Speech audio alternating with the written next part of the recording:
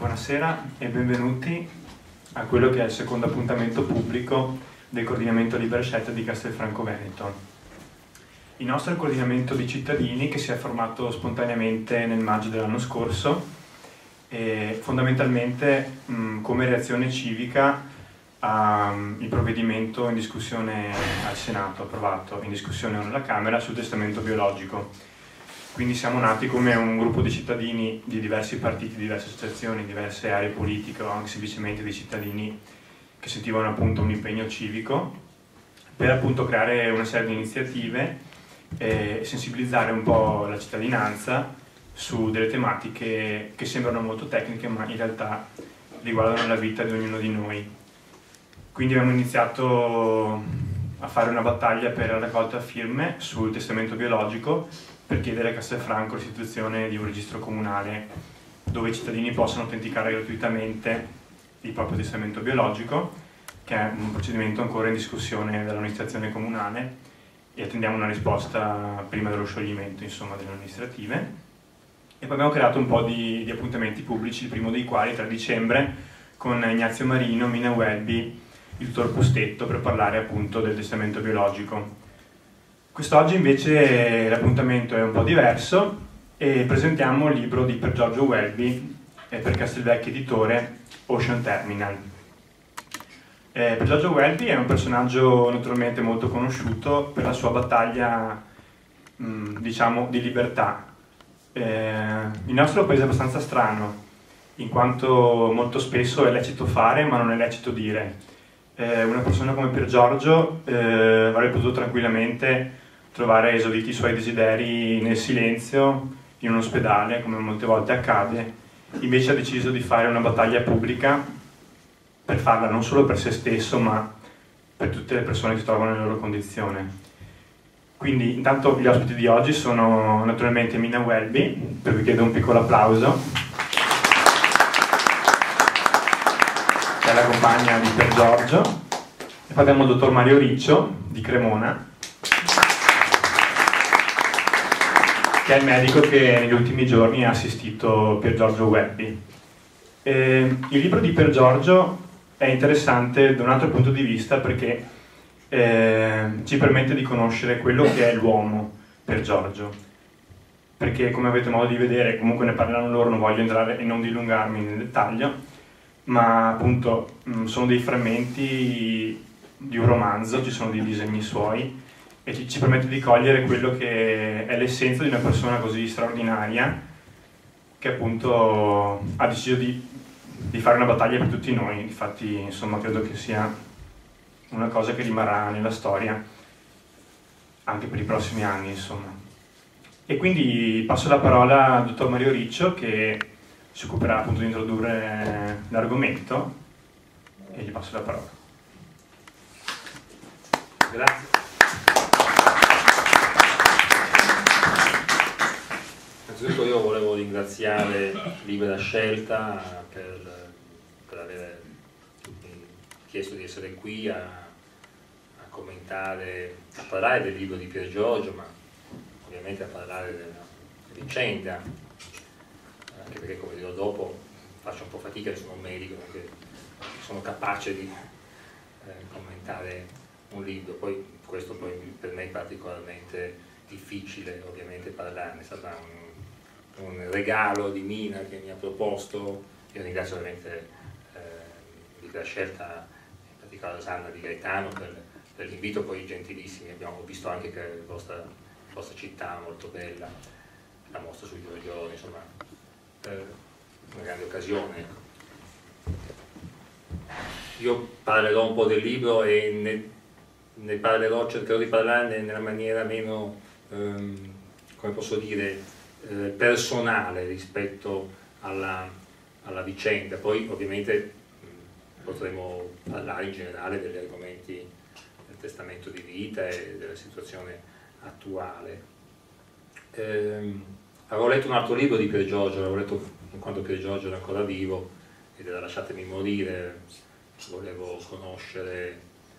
questa persona che, come hai detto, ha fatto un'operazione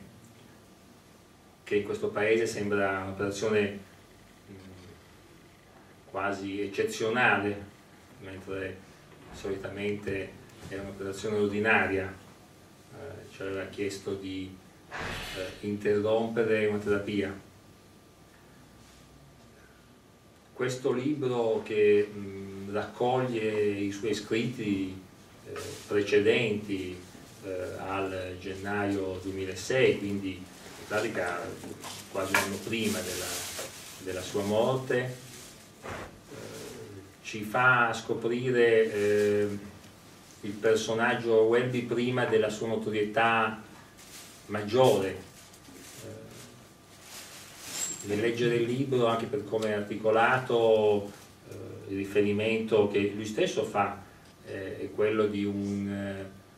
autore che potremmo avvicinare alla Beat Generation americana. I riferimenti che lui fa a Kerouac sono, direi, evidenti, ma proprio per come mette insieme, riesce a legare episodi anche fra loro molto distanti, con un filo logico di una vita vissuta pienamente, anche con esperienze molto, come posso dire, estreme. Quando l'ho letto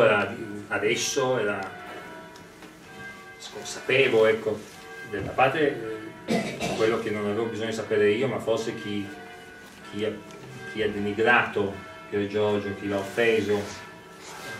cercando di relegarlo a un soggetto, non posso dire, circonvenuto, come se lui non avesse la capacità della preparazione. Intanto viene fuori una persona con una fortissima preparazione culturale che Pier Giorgio aveva acquisito non con i percorsi canonici, non aveva fatto gli studi classici, non aveva frequentato delle università, aveva letto molto e aveva una conoscenza anche dei classici notevole, a cui fa moltissimi riferimenti. Io ripenso ai giorni prima della sua morte, quando qualcuno lo definiva una persona depressa. Voi, quando leggerete il libro, se lo leggerete, troverete in certe parti anche molto divertente, un uomo che sa guardare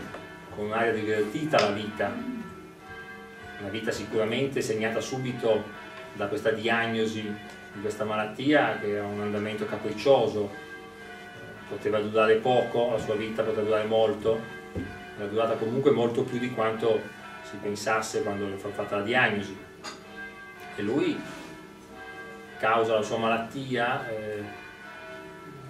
vedete, una persona che non è quella che qualcuno ha voluto descrivere in quei giorni, prima e dopo,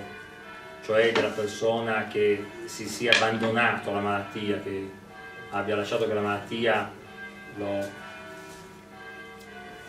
come posso dire, lo annientasse,